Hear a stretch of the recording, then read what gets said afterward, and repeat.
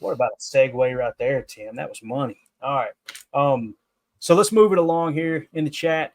What does it mean to have a pass rush win rate, or a pass win rate, I should say? Steve 54 asks. Oh boy. So Steve, pass rush win means you beat your blocker. Okay. Now here's the problem with that. Somebody's grading that, right? So who's grading it? PFF has someone grading it, I'm sure. Next Gen Stats probably has someone grading it. And like Michael Lombardi always says, who's evaluating the evaluator? It's the same age-old argument with PFF. We don't even know the name of these people and their background and their experience grading this stuff. It's an extra set of eyeballs, and that's why I try to use as much information as I can. And I include PFF and Next Gen Stats and everything. But that's why I don't take the win rate and like really put a lot of stock in it. What I put a lot of stock in is exactly what Greg Cosell said, and it's why we mentioned it a couple days ago. How are teams responding to these players? Are they chipping them? Are they double teaming them? That shows their true value. That shows how effective they are. If Preston Smith was a better pass rusher than our boy Rashawn Gary, then guess what would happen? He'd be the one getting the majority of the chips, and they would be letting one-on-one matchups happen with Rashawn Gary. That's not what's happening, right? And when you turn on the tape and you see him being put in a rear naked chokehold, and I did see Andy Herman's response. It was very respectful. He wasn't trying to he said not calling out Clayton here, but so many people still don't know that if you use a rip move, you're almost never getting a holding penalty. So it's just kind of this common occurrence, I guess. So, but yeah, appreciate y'all bringing it to my attention. That's awesome that Andy responded there. Yeah. So as far as pass rush win rate, Tim, you got anything to add there? Because that's the way I see it the same way. It's the same way you want to evaluate a defensive back, right? Like, do you care if the guy's got 12,000 interceptions? No, you want to look at, is he tilting the field? Our offense is afraid to throw that way. How is he influencing the game simply by being out on the field? We talk about that with top tier receivers, right? A true number one receiver, it was like the infamous Randy Moss coach Belichick interaction when he was trying to talk to him about, well, if they go single high here, and Randy says they're not going to go single high because I'm on the field. There's going to be two safeties back there every time I'm on the field. That's how you evaluate top tier talent, man. It's like the impact you have on the game simply by just being out there. And Rashawn is certainly that guy. Right. And if he's not, then why are they chipping him? Why are they sending the dogs after him on all these plays? So, he's got them all full. Some fans want to say it's making excuses. We're making excuses for why Rashawn's not getting home. Well, I don't know. Find another pod. I don't know what else to tell you, because I'm just not going to jump into that school of logic at all. I'm really not. You cannot deny the presence that Rashawn Gary brings to this defense, period.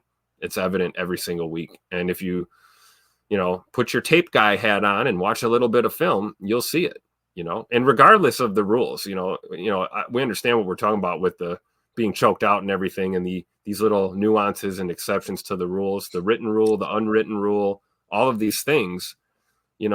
What's happening on the field? What are we seeing on the field regardless? We're seeing Rashawn impact an offensive line to the point where they need to send help that way repeatedly.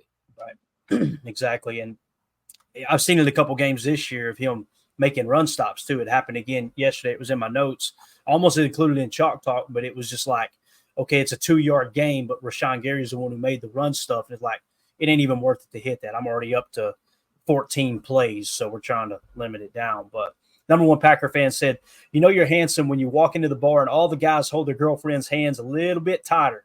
Gary's effect on the game is like that, an instant threat when he walks on the field, LOL. And again, it's kind of like what we always talk about, with the whole, you want to know where someone's priorities are, look at their calendar and look at their checkbook. That'll tell you exactly what's most important to them. It's the same thing with coaches. When they're allocating extra bodies to blocking specific people, it shows you the value in that person, no doubt. Coach Lynn in the chat said, if Preston or LVN start winning more, I promise Gary gets more sacks. Amen. Because you're going to see some attention get steered in that direction and free him up for some more one-on-ones, no doubt. So, man, this conversation was awesome. So let's go ahead and shift gears and get into some PFF stuff. That cool with you, Tim? Yes.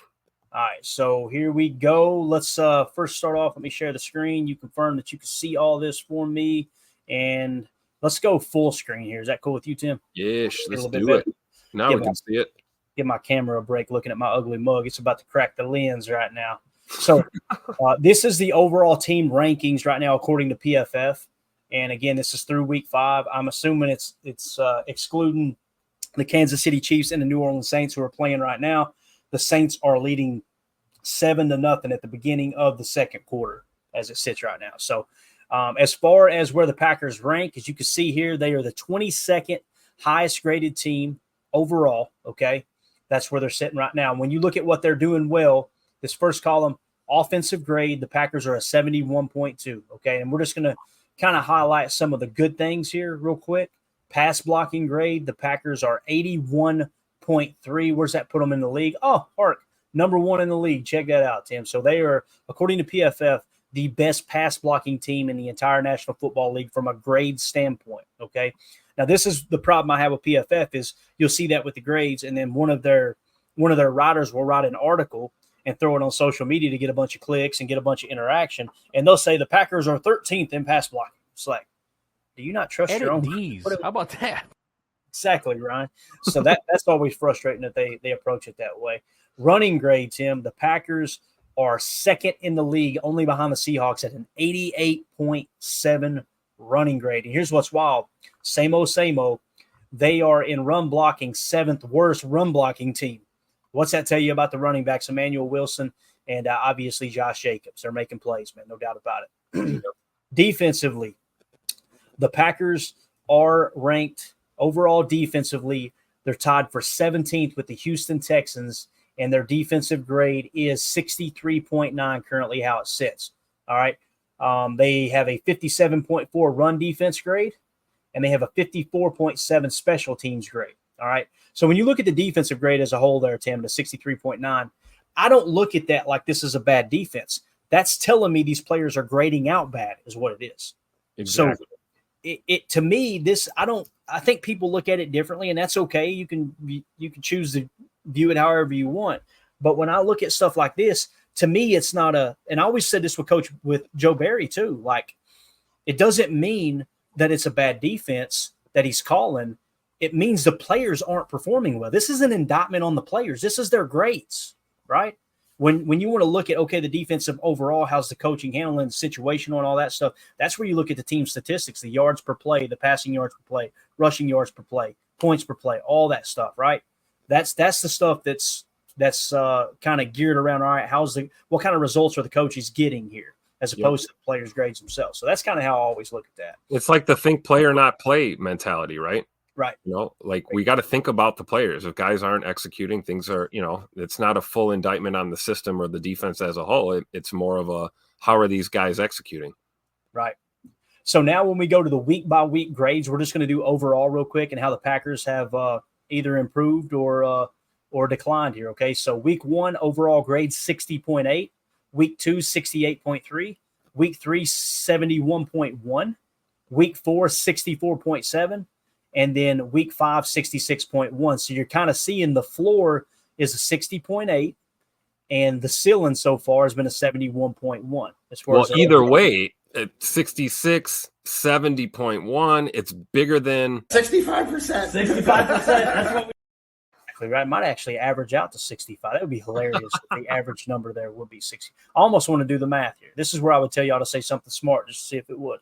But anyway, that's how they're kind of grading out overall and how they are, doing from a consistency standpoint throughout the season. Now let's talk about the specific grades team-wise for this win out in LA. All right. So overall 66.1, offensive grade 61.9, passing grade 47.1, and you still won the ball game.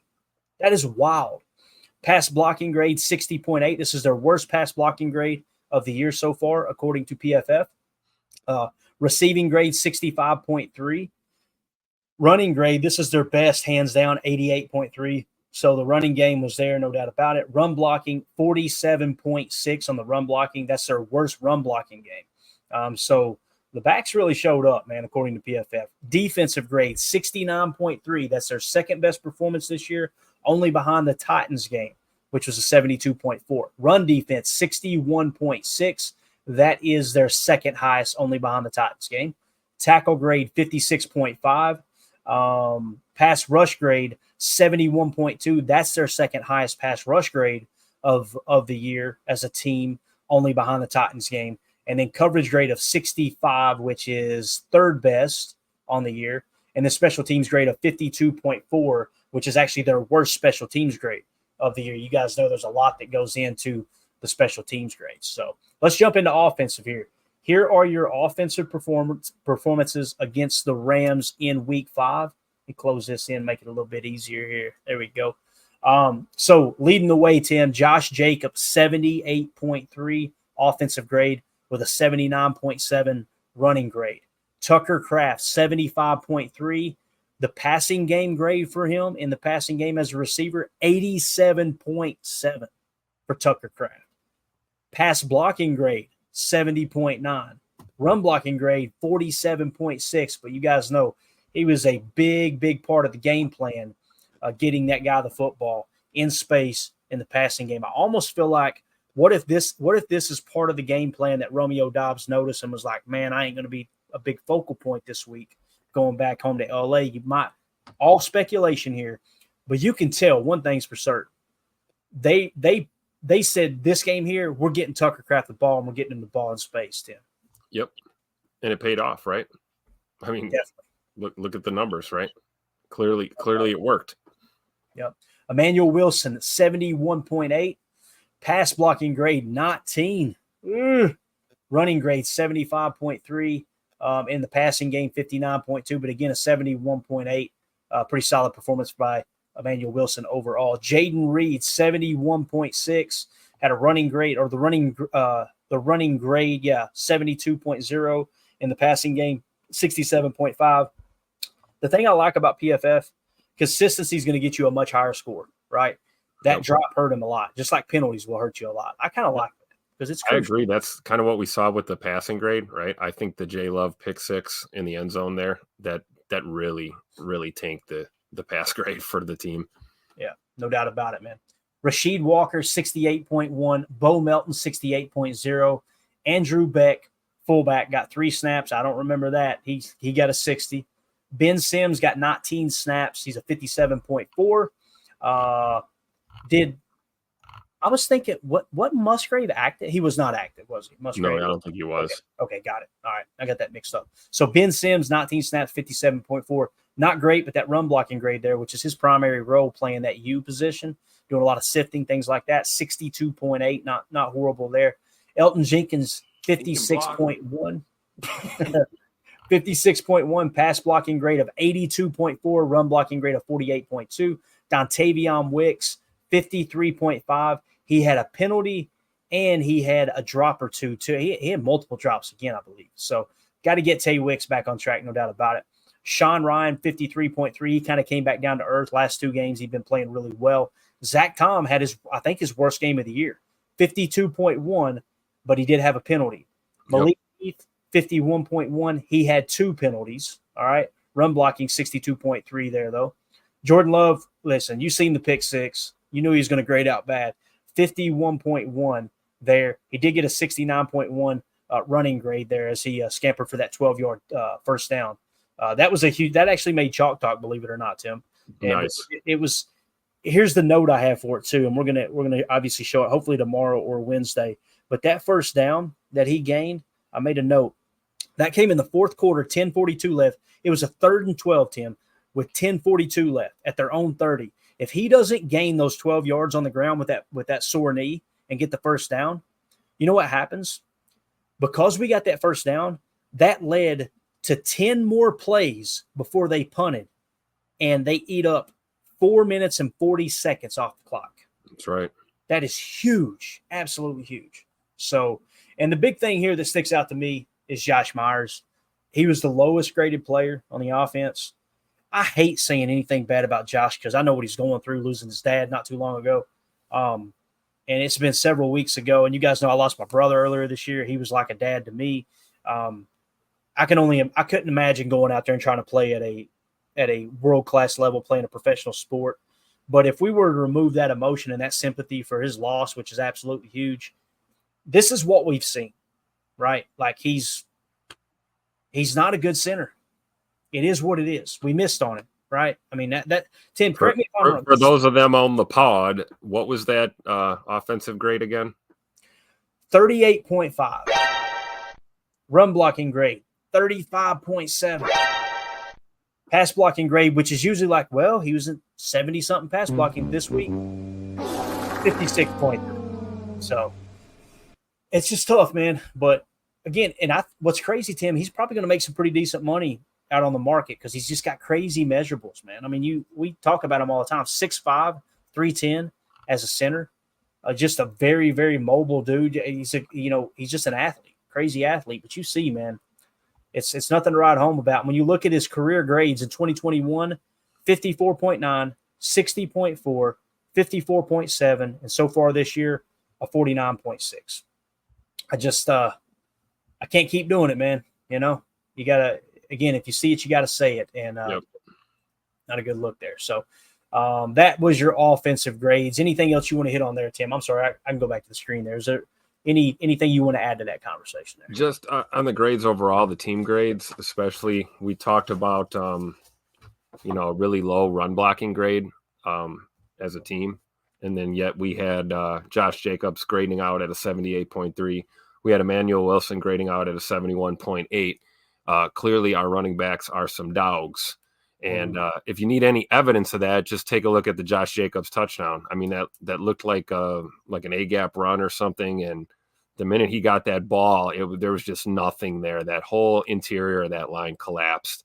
And he was able to use his athletic ability and, quite frankly, his experience as a ball carrier and patience as a ball carrier to wiggle out of there and find an angle and get to the end zone and basically get us a touchdown by about 3 or 4 inches. And it's just a testament to what he brings to the table. We saw that with Emmanuel Wilson as well. You know, the pass block grade was pretty horrendous, but man, I thought he carried the ball pretty well the few touches that he got in the run game. And I just feel real good about these running backs. I really do. Yeah. I'm with you, man. I'm with you. Let's see here. Let's move on to defense. How are we doing on time? Oh, yeah, we're good. We'll get to cover it all and then kind of get some reaction in the chat. This is really interesting, man. When I seen these pop up earlier, bro, I was like, holy cow. TJ Slaton, defensive grade, 89.3 on 27 snaps.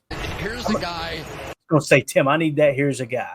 Got to have it. We talked about that in the pre-games, right? Wouldn't it be nice to see TJ step up in this one? And maybe he was watching or something. I don't know. Good work, TJ. What if the guy that was kind of drafted to be a 34 nose ends up being the better 4-3 defensive lineman? Wouldn't that be wild? Like, you heard it from a fan right here. get him some more snaps, and he had more pass rush snaps than he did run defense snaps. Obviously, he had 15 pass rush snaps to 12 run defense snaps, but 89.3, 79.2 run defense grade, 70 tackle grade, and a pass rush grade of 75.7. Grave Digger 2.0. Let's go. DAWG. Dog.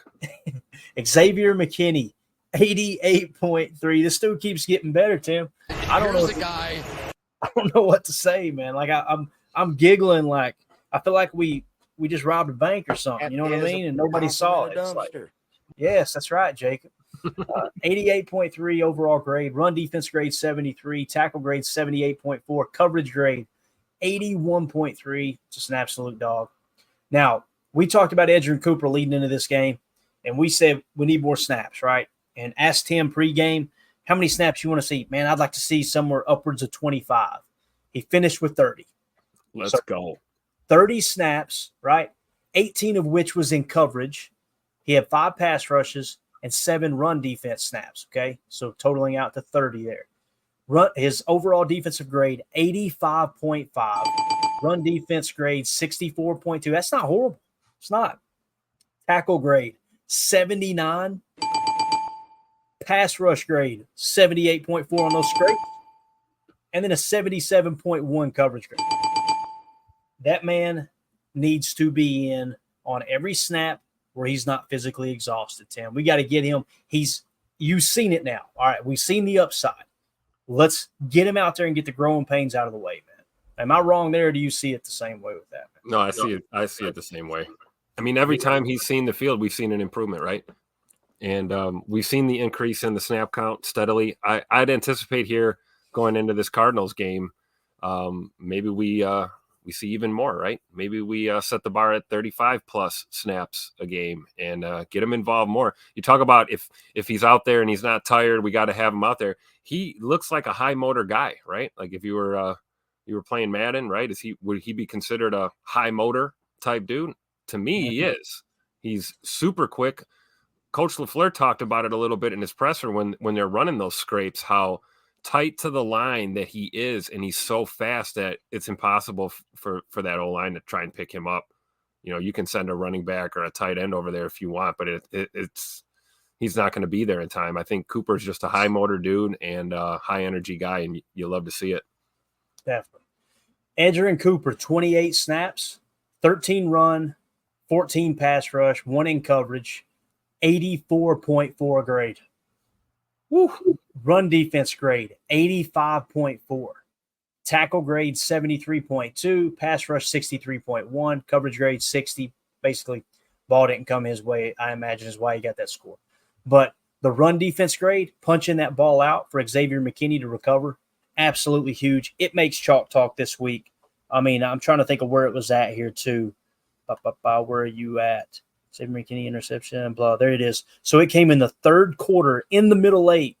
11:58 left in the third quarter. That's what sealed the middle eight for the Green Bay Packers. Absolutely huge. Enigbare forces the fumble. It was a 2nd and 6 play, so they were well on schedule. They were at Green Bay's 27-yard line. And McKinney just being a ball hawk, even when the ball's on the ground, is just absolutely wild, man. Enigbare, the real deal. This one gets me really excited. And not just because Evan Williams graded out as an 81.9, but look at that snap count. We talked about on the postgame show. 78 snaps. Here's the guy. 49 in coverage, 29 in the run game, 81.9 defensive grade, coverage grade 82.6, tackle grade 48.4, kind of surprising. Run defense grade 57.7. But, man, it's awesome because Bullard seems to be the better run defender, and you got Evan Williams, who I was thinking would be the better run defender. It seems to be playing better coverage as it sits right now. So when you got a safety that's going to score over 70 PFF coverage grade, and that really is going to free up Xavier McKinney to do his thing, man. You know, you don't have to worry about, we got to really protect that dude back there. He's not ready yet. You got to keep putting Evan Williams on the freaking field, man. You got to. Absolutely. He's earned it at this point, right? Yep. And you're starting to see it now. What did he have on special team snaps? Do we have that? Yeah, we can let's see here. You're talking about Evan Williams, right? Evan Williams, yeah. Yeah, we'll come back to defense just a second. I'm just trying to see if there's a correlation, like maybe, look, scroll down that list. This is great. Now it's sorted by grade, but he had 11 snaps, 39.4. So special teams did take a hit, but man, when you're playing 78 snaps, then you're going back out there for another 11. My God. That's what I was looking for. I was like, I'm wondering if his special team snaps went down a little bit as his playing time on defense went up, and it looks like no. I don't think they did, yeah. Which is, hey, he's a rookie, right? You got to use that youth. We can get away with that right now. He can do that. I mean, it's pretty close to playing both sides of the ball, right? You're playing all these special team snaps, and then your snap count is increasing on the defense as your role is more established and solidified. So I would think at some point, if he continues to play more on defense, or maybe even transitions into maybe even a starting role at some point, I would think the special team snaps would come down at least a little bit. Yeah, definitely. Kenny Clark, 78.7. That's what I'm talking about, man. Let's go, Kenny. Amp it up. Run defense grade 64.7, tackle grade 68.7, 70.8 pass rush grade. Looked like he had some coverage snaps there too at 61.7. LVN 69.4 on 42 snaps, 69.9 run defense grade, tackle grade 74.5. You guys remember in the post-game show, I was like, man, I feel like he was pretty impactful in the running game. Like there were several times you could see him get in the backfield and make a tackle, or at least meet at the line of scrimmage, no more than 2 yards gain. I feel like that's his strength, to be honest with you. He only has one pass rush move, and it's just kind of power, essentially. So that's one that I think that you play to his strengths with LBN and get to the point where, okay, now you can get a little bit better at pass rush. 52 was his pass rush grade, coverage grade 68.6. All right. Rashawn Gary, 66.1. 52.1 run defense grade. Tackle grade was a 26.1. Pass rush grade improved significantly this week at a 70.6. And we did talk about, though, how what in the world is going on in here? I just seen a bunch of stuff get started. That's me. That's just some stuff for the record. We don't have to put it all up there. Just Gotcha. let me I was know. going to give you the floor, Tim. I was going to give you the floor. We'll get to it. We got time. We always got time, baby. Eric Wilson, only 3 snaps. Won't even mention. 65.3, but only 3 snaps. Preston Smith, 39 snaps, had a 63.4. Corey Ballantyne, only 2 snaps, 63. Keyshawn Nixon, 60.6 on 78 snaps. We know he played on the boundary there. Run defense grade 68.5. Tackle grade 78.1. Coverage grade 58.4. So definitely being pretty physical in the run defensive category. But I was just going to say with Keyshawn, man, say what you want. There's improvement right there. Run defense, that definitely looks like improvement. And the tackle grade is better for sure compared to just last season, going off of my own perception here, misguided as it may be. But I think Keyshawn is playing better football right now. I really do. Like it. All right. Quay Walker, 58.4. His strength in the game was actually tackling and pass rush at a 69.2 pass rush and a 70.1 tackle. Isaiah McDuffie, 53.5. Kobe Wooden, 52.0. He did get 30 snaps, though. Carrington Ballantyne, 51.2 on 41 snaps. Javon Bullard, 45.2 on 57 snaps. Obviously, he played in the slot a lot, is what Emilio was saying there. And then Eric Stokes, 41.7. Carl Brooks was the big surprise for me, Tim. I felt like he had a good game. Of course, we're watching a TV copy. We're not really focusing on, all right, what's his assignment. PFF has him as a 38.6, and I believe he had a sack and a half, right? Yeah. That's like what we say, though. PFF is just one metric we use, right? We're looking at tape. We're looking at a lot of things. Thanks, Mandy, for NFL Pro. That helps as well, right? So it's not like PFF is, like the Bible here. This is just one metric, one way of looking at things. So you're going to see things like that. Just like I said about Keyshawn, you might see a low grade in an area, but, your eyes aren't lying to you with what you see on the field. And I think the same thing is true for Carl Brooks. I thought he did some things really well in this game, despite the low PFF grades. Yeah. So the big thing that sticks out, there was no penalties for Carl Brooks, according to PFF, right? He had 4 total pressures, which is pretty wild because he only had 30 pass rush snaps and had 4 pressures. It's not great, but 4 pressures. I think he might have led the team. He did led the team in total pressures at 4. You go. Right. But the big thing is the run defense grade. And that would suggest to me that maybe they graded out his run fits as pretty bad, right? Could have been the case. And again, I don't know all the details of how this is graded out. So it could be something he could have got pancaked a few times. I don't know. But like Coach Lynn says here in the chat, Brooks flash for sure. I'm going with the tape over this. I think that should be our study this week, Tim. We're going to do Chalk Talk, and I'm going to try to pull up Carl Brooks' snaps, and maybe we can see if we can identify what happened there, because it could be that PFF made a mistake. It could be, right? And we can be the judge of that in our own opinion, Coach. So there you go. All right, we're at the 112 mark. Just a quick look at special teams. We kind of hit on it already. Corey Ballantyne, 70.9. Javon Bullard, 69.8. So you've seen Javon Bullard's snaps go down. PFF grade on special teams goes up. You've seen Evan Williams' snaps go up, and this special team grade goes down. I think there is a correlation there. I really do. Zane Anderson, 67.4. Chris Brooks, 64.2. Matt LaFleur talked about it when they went and signed Chris Brooks, the running back. They said that he's got a lot of value on specials. He wasn't lying. That's the 4th highest graded player there. Edgerrin Cooper, 63.5, only 2 snaps. Tyron Hopper, 62.4. You kind of get the idea. Let's see if anybody really hurt themselves on special teams. Robert Rochelle. Evan Williams, like I said, man, he did his thing starting defense, so you got to kind of throw that out with the bath water. But Robert Rochelle, yeah, you're right, Tim. That was not a good. I think he really did hurt himself too. We'll wait for injury report here, but I think he got a little banged up on one of those plays. Yeah, and he did get a penalty, right? Yep. And then, of course, Daniel Whalen has a 40.8. We know he's one of the best punters in the game, probably top 5, maybe top 3. He had a penalty, so that's what's really going to kill his grade. So there is your special teams grades. Now, Tim, let's do this, man. We're at the 113 mark, so we're doing good. Let's get ready to wrap it up. Anything we want to hit on the chat, we'll do that and get ready to wind it down here. Let's see. Let's go to Zacchaeus. I hope I'm saying that correctly. Says, I wish they would give more carries to Josh Jacobs and get him more involved early. I completely agree. First down is the big thing for me. Yes. And here's the thing, like I'm not going to try to sit here and pretend like I understand football better than NFL coaches. And NFL coaches are big. They say that NFL coaches say the best time to throw the football is on first down because the defense is really geared around, all right, we got to stop the run on first down. Let's try to get them behind schedule.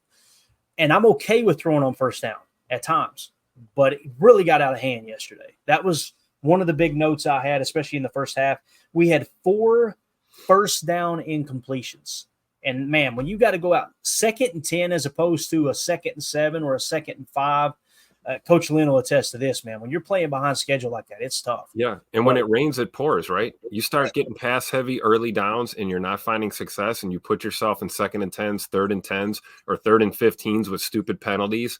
The whole world knows you're throwing the football on those downs. There's absolutely zero deception with what you can do, and we saw that a lot. I think it's a testament to kind of like, Matt LaFleur made comments about this in his presser about Jordan Love wanting to push the ball downfield, and it's one of the things that he loves about Jordan as a quarterback, and I do too. I respect that in his game. But on early downs like that, if you're not hitting on it, you've got to start running the football early and often, and we've got a back built for it. His name is Josh Jacobs. We just gave him a semi-truck full of money. Give that man the football, for sure. I agree 100% with this too, Clayton.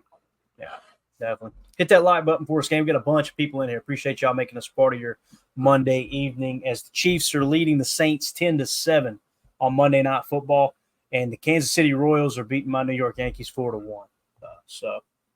Like we predicted, huh? We did. Now listen, they're leading the series 1-0, but no, they're gonna do the same thing to their fans that the Brewers did to their fans. For those of you who don't know, me and Tim are both Yankee fans, and we had a conversation offline that was like, they're just going to lose in the playoffs again. They've got enough payroll to bankroll 17 countries across the world, but they can't win a playoff series. It's unbelievable. So Prince in the chat said, it was good to see Wooden out there. Still need him until Wyatt returns. Yeah. And Carl Brooks, man, getting that production in the passing game, right? Yep. Huge. Absolutely huge. So. Good one. Prince Caspian said Rochelle had a stinger, but he did come back, so he did get hurt on that special teams play. And then, of course, Go Pack 84 fan says, I saw Rochelle was released today. For real? I guess that's a roster move. I think we can confirm that. I'm pretty sure that is accurate. While you're looking that up, if you want, I can hit Cheesehead Murph up here in the comment. K9 has played very good on defense this year compared to previous years. Keep it up. I agree, Murph, 100%. There was also some talk we had about him playing on the boundary, moving over to the boundary a little bit more. And honestly, I was kind of nervous about that. I didn't, I've always seen Keyshawn as more of a slot guy. One of my favorites with those nickel blitz too, man. He's great in the pass rush when we dial it up. But I was concerned about him on the boundary. We saw he had his hand full a couple of times with Justin Jefferson against the Vikings. And, I thought he did about as well as you can against arguably the best receiver in the National Football League. And I thought Keyshawn played pretty well yesterday as well. So I'm with you, Murph. What do we got, Clay?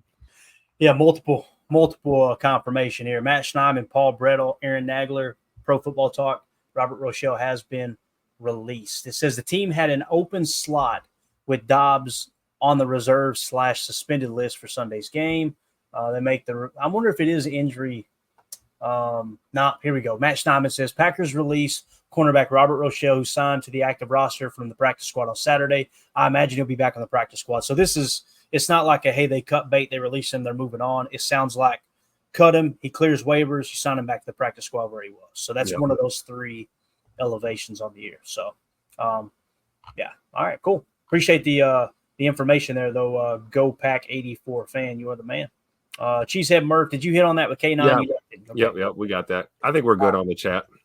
All right, so nothing else. We're good? No, I think we're good. I don't think we need to shine a light on any of that other stuff. I think that's a good call. I think the chat handled it, by the way. Shout out to Chewy. Shout out to Larry, Prince, Bates. You guys are awesome, man. I just love the community we created, man. Somebody comes in here talking that nonsense. They give them that Tupac LaFleur treatment, and we just move on, right? So, you know it. All right, Tim. Anything else, man? I think we covered a lot. Got the PFF grades in. Lord willing, and the creek don't rise, I'll get all 14 of these plays broke down, diagnosed, and ready for Chalk Talk tomorrow night. That's the goal. So I'm going to get up extra early as soon as that sun pops up, get the work day over with, get home, get up here in the lab. I was like, I got time before dinner, Tim. I'm going to get these in completely into the system. And then it goes, boom, power went out. I was like, oh. And then we had 3 military helicopters fly over the house. I'm like, oh, yeah, that's right. Other people have got it worse than me right now. So we're good. Yep. They're flying supplies constantly over to Asheville and up to Irwin and everywhere here in the area. So thoughts and prayers out to everybody that was affected. I think they recovered 5 of the 6 missing people in Irwin. So they recovered their body. Unfortunately, they perished, but at least the families get closure there, obviously. So thoughts and prayers to all their family. It was bad, man. It was pretty bad over here. I've also heard too that they're looking for heavy equipment operators down in those areas.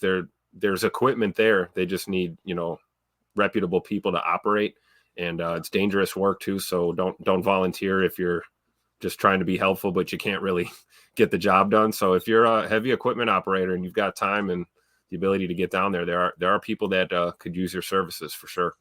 Absolutely.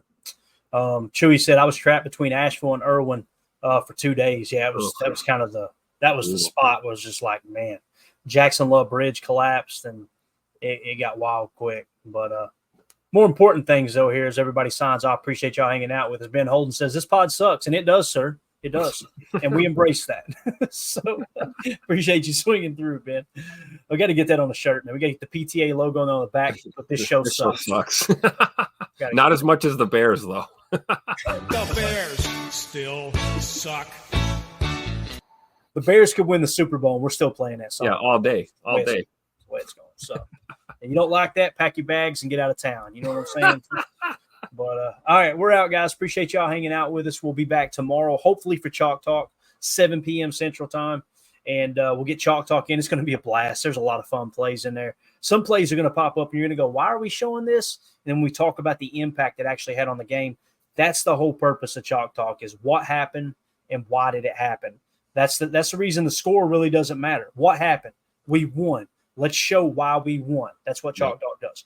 What happened? We lost. Let's show why we lost. There's going to be some positive in there too. But if we lose a game, we're going to show these plays right here is why it happened. And you learn from it. And moving forward as football fans, you go, okay, yeah, I remember early in the season that bad penalty game, bit us in the rear end. We lost turnover differential by 2, -2, or we gave up 7 explosives in one, whatever the case may be, and vice versa when you come out on the positive end too. So, Tim, appreciate your time, buddy. Thanks for having me, Clay. I love doing this. Looking forward to Chalk Talk tomorrow, man. It's going to be awesome. All right, for those of everybody you in the on chat, the pod, thank you for making us part of your day. Everybody in the chat, thank y'all for being so engaged. You guys and gals are absolutely awesome. So as always, let's go out and be the change we want to see in the world. We'll see y'all tomorrow night. Go Pack, go.